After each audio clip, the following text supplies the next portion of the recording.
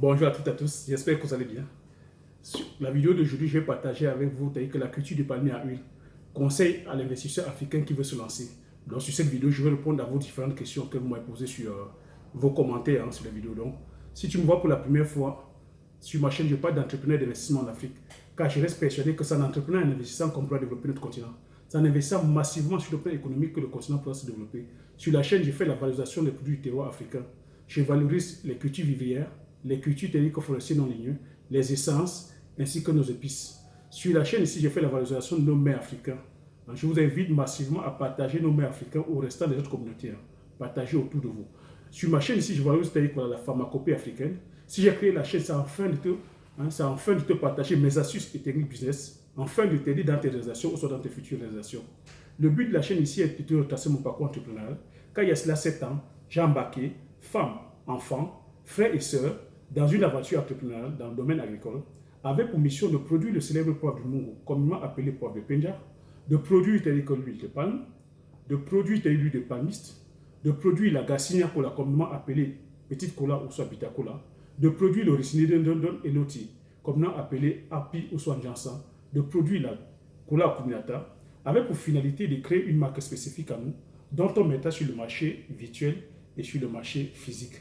Le but de la chaîne aussi est essayer de te retracer mes différentes difficultés afin de t'aider dans tes différentes réalisations.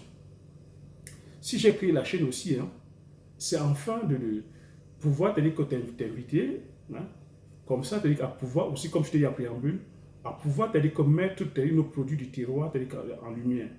Le but de la chaîne ici est de valoriser le terroir, de mettre en lumière, je vous ai dit que nous avons 3 produits comme ça, labellisés indication géographique protégée en Afrique subsaharienne. Nous avons le miel de Kou, qui est une région du sud-ouest du Cameroun. Nous avons le poivre du Mungo, communément appelé poivre de Penja, qui est aussi un produit labellisé indication géographique protégée originaire du Cameroun. Nous avons le café d'Éthiopie, qui a aussi reçu son indication géographique protégée en 2013. Donc c'est à nous de valoriser ces produits-là, afin que la communauté internationale soit aussi au courant, afin de pouvoir aussi mettre la lumière sur nos produits terroirs. Nous savons que nos produits souffrent de manque de visibilité, des fois faute au packaging. Pourquoi est-ce qu'on ne pourrait pas concentrer comme ça notre énergie, amener la technologie qu'il faut afin de pouvoir bien packager et pouvoir aussi mettre en lumière notre produit. Mettre en lumière, c'est quoi? C'est une question tout simplement de marketing. Moi, j'ai pris que cette tâche-là, après le corps. Je sais que ce n'est pas glamour, je sais que ce n'est pas très excitant, mais c'est à nous de le faire. Moi, je vois comment les Européens, les Occidentaux mettent leurs produits en lumière. Donc, le but de la chaîne aussi, ici, comme je t'ai dit, est de t'aider, de venir comme ça t'aider en te partageant mes astuces et techniques sur le plan agricole et sur le plan même du business. Si tu es motivé par ce qui concerne l'agriculture, la culture du poivre, ou soit la culture du palmier à huile, voilà. Tu me marques sur les commentaires. Je vous ai dit que pour l'instant, je ne suis pas coach, mais si vous êtes intéressé par la question agricole, tout dépendra de votre motivation et tout dépendra du nombre de personnes motivées, parce que je ne vais pas venir ici vous forcer la main. J'ai mis les vidéos sur ma chaîne. Allez-y, imprégnez-vous. Si vous êtes intéressé, je ferai forcément je vous ferai des formations. Mais j'ai dit, ma mission est de créer, mon but est de créer une ferme école. Je vais créer une ferme école sur le site où je formerai les gens directement sur le site et je pourrai implémenter. Donc, c'était ça la petite parenthèse. Et puis, je te dis aussi, si c'est la première fois que tu me vois et que tu ne l'as pas encore fait, abonne-toi en appuyant sur le petit bouton rouge, valide la cloche afin de ne pas manquer les prochaines notifications.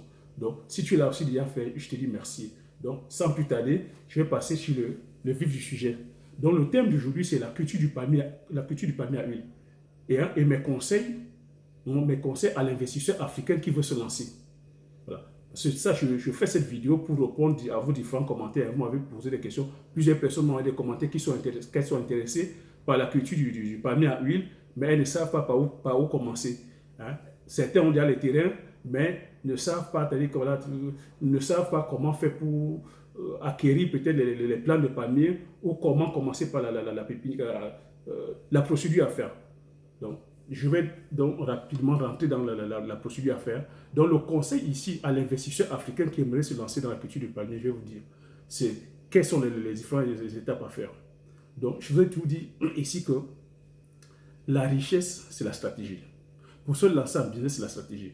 Donc, je vais vous détailler des différentes stratégies par rapport au stade. Même à toi qui es en Afrique, hein, toi qui es en Afrique, qui es paysan, tel que l'agriculteur en Afrique, ou soit, je ne sais pas moi, une élite aussi en Afrique, tout dépend de la stratégie et tout dépend de ton statut.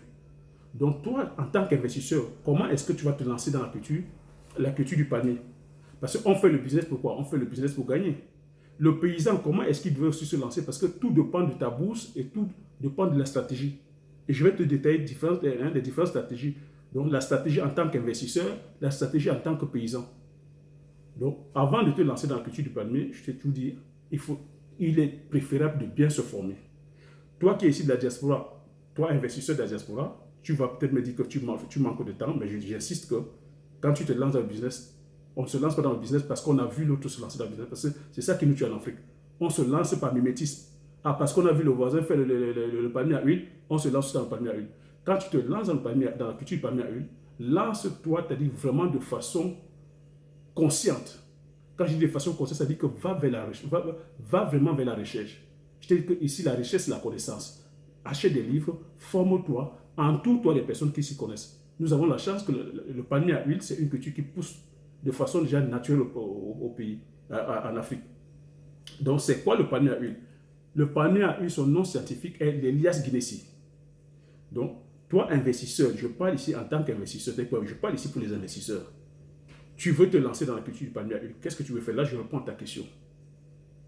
Au jour d'aujourd'hui, le palmier à huile, c'est-à-dire qu'on ne pousse plus comme d'antan, parce que le palmier, je dis que le palmier à huile tire ses origines vers dans le golfe du Guinée. Donc, c'est une culture qui est originaire d'Afrique.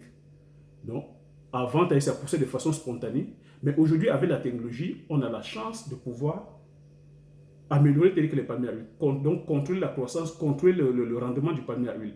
Donc, pour cela, que les chercheurs se sont assis et ont fait des graines, aujourd'hui, des graines améliorées qu'on appelle des graines, des graines, les semences ténéra.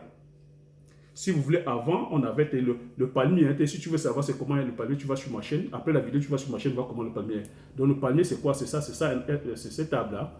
Cette table, avant, il poussait de façon spontanée. On avait, que les palmiers pesifera et on avait les palmiers dura. Donc, tu avais une variété qui avait des coques, plutôt une grosse coque avec peu de chair. Tu avais l'autre aussi qui n'avait pas du tout de coque, mais qui avait beaucoup de chair. Donc, les scientifiques ont pris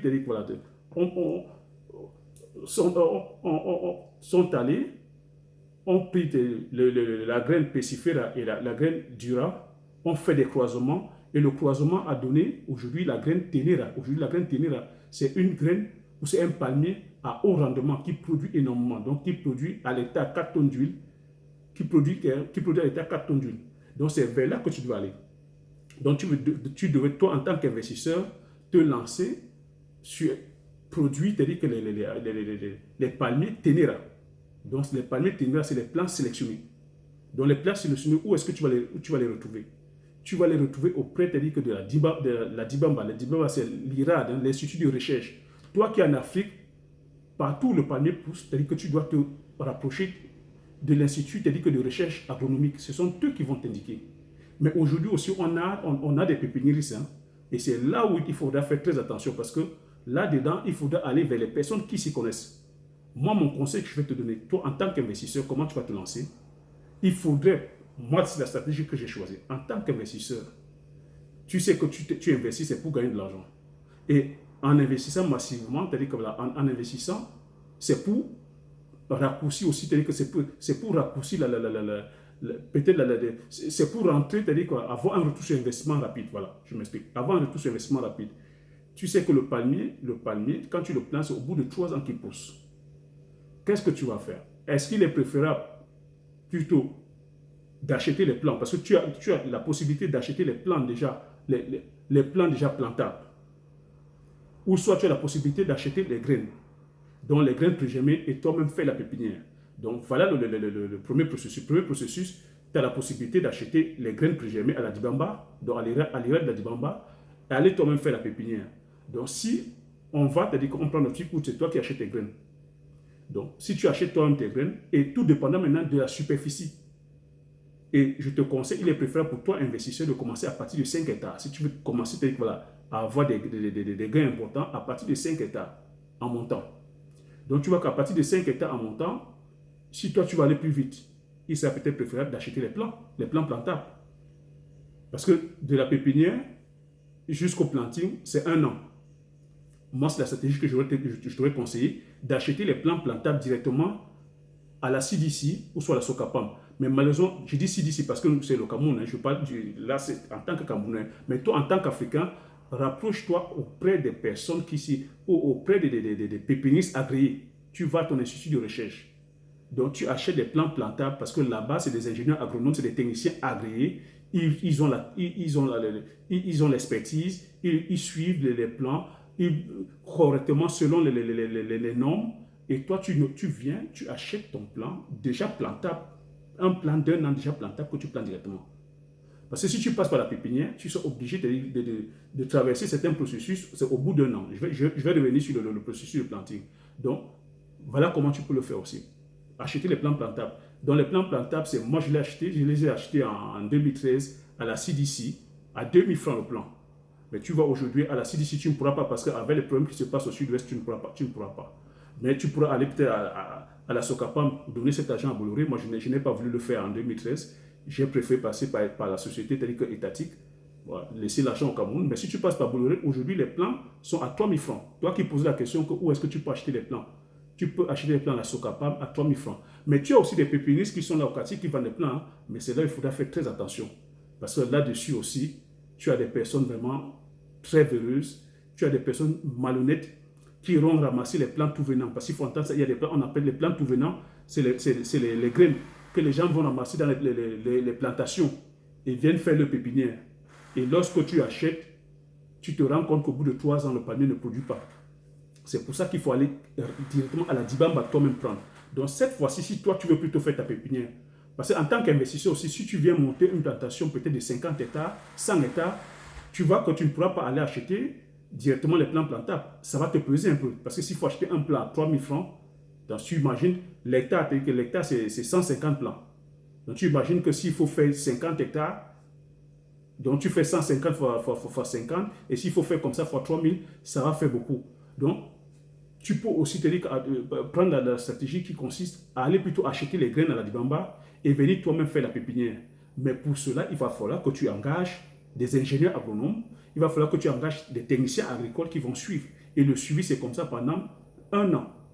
Donc, il y a un coût. Il y a aussi un coût. Donc, on ne se lance pas de façon... On se lance pas dans la culture palmier à huile de façon hasardeuse parce que beaucoup de personnes se lancent comme ça par mimétisme ou veulent faire comme le voisin. J'ai mon champ de palmiers, j'ai 10 hectares de palmiers parce que derrière, il y a un suivi. C'est surtout le suivi. Le tout n'est pas de planter, mais c'est le suivi. Donc, pour te lancer, comment tu vas faire pour te lancer? Le choix du sol. Donc, le choix de la zone agroécologique est très important. Donc, le palmier ne pousse pas partout. Hein. Quoique le palmier, c'est une plante rustique, mais le palmier aussi a besoin d'un apport hydrique important. Donc, il faut une certaine pluviométrie. Il faut aussi un certain ensoleillement. Donc, le palmier ne va pas pousser dans les zones de savane. Attention, que dans les zones de savane où il y a très peu de pluviométrie, ça pousse difficilement. Le palmier ne pousse pas que dans les zones montagneuses. Donc, quand il y a les montagnes, trop de froid aussi, ça pousse difficilement. Le palmier ne pousse pas que dans les sols marécageux ou dans les sols sablonneux. Donc, après, sur tout type de sol, ça pousse. À partir du moment où le sol est bien drainé, il y a de la matière organique, ça pousse. Donc, comment tu fais aussi, c'est-à-dire que la préparation du sol. Donc, ça c'est le choix du sol. Donc, bien choisir son sol avant d'aller chercher la semence. Hein. C'est d'abord le sol qu'on choisit d'abord avant d'aller chercher la semence. Donc, bien se rassurer de sa zone agroécologique. Donc, la deuxième façon, une fois que tu t'es rassuré de ta zone agroécologique, une fois que tu sais que ton sol est bon, là maintenant tu vas chercher ta semence. Je t'ai parlé de la pépinière. La pépinière dure 1 an. Donc, se rassurer de la bonne semence, aller prendre les graines pré-germées à la Dibamba, à l'Institut de recherche agronomique. Donc, tu prends tes graines pré-germées. Ces graines-là sont les graines sélectionnées. On appelle ça les graines sélectionnées. Donc, de la variété Ténéra. Donc, au cas où c'est toi qui fais ta pépinière, tu viens, tu fais ta pépinière. il y a une étape d'abord de pré-pépinière. Donc, où tu viens, tu mets tes sachets, tu mets le sol, la terre, une terre déjà bien choisie, riche en humus et bien désinfectée. Tu mets ta graine. Au bout de 3 mois, tu changes de ça parce que ça, 3 mois, c'est l'étape de la pré-pépinière. Donc, après la pépinière, tu passes maintenant à la pépinière proprement dit. Donc, tu changes de sac. Tu changes de grosseur de sac. Et ça, c'est l'erreur que beaucoup de personnes font parce que quand les gens font ou soit les paysans font leur pépinière au village ou au quartier, ils ne respectent pas ces étapes-là parce qu'il y a une étape de pré-pépinière et puis de pépinière. Donc, ta pépinière dure comme ça 1 an. C'est au bout d'1 an que tu peux aller planter. Donc, le planting, comment le planting se passe? Le planting du panier, je te dis que la densité pour un hectare, c'est 143 plants ou 150 plants. Donc, comment tu le fais? Une fois que ton sol a été préparé, tu passes maintenant à l'étape du piquetage. Le piquetage consiste à faire, voilà, à pouvoir disposer les plants. Donc, un hectare, c'est 143 plants. Donc, c'est se plante de façon, c'est-à-dire que dans un triangle équilatéral d'une distance de 9 mètres. Donc, toi, tu m'avais posé la question, j'ai eu des questions comme quoi, c'est quoi la distance entre les paniers? La distance entre les paniers, c'est 9 mètres. Donc, sous forme de triangle équilatéral. Donc, 9 mètres sur 9 sur 9. Donc, sur un hectare, tu as 143 plants ou soit 150 plants.